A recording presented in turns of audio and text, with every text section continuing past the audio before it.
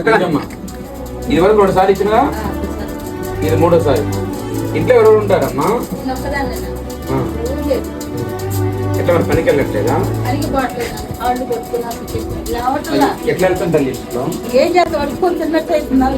వద్దులే అట్లాంటిది వద్దు వద్దు.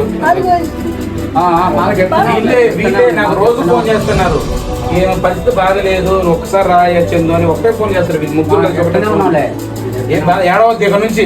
అలాంటి మీకు 2 సార్లు ఇచ్చిన కదా, నేను కొడుకు లాగా అనుకో, కొడుకు బిడ్డలు మేము ఉన్నాం. ప్రస్తుతానికి తీసుకోండి తల్లి, ఓకేనా? ఇప్పుడు అవసరం ఉన్నా నాకు మరి చెప్తా ఉన్నాడు, ఓకేనా? నీకు 2-3 ఒకదానే కదా, నీకు 2-3 నెలలు వస్తాయి నీకు ప్రశాంతం. అయిపోయిన తర్వాత మళ్ళీ ఫోన్ చెప్పి ఎవరికి ఒంటరిగా ఉన్నా నేను బాధపడతాను, ఓకేనా?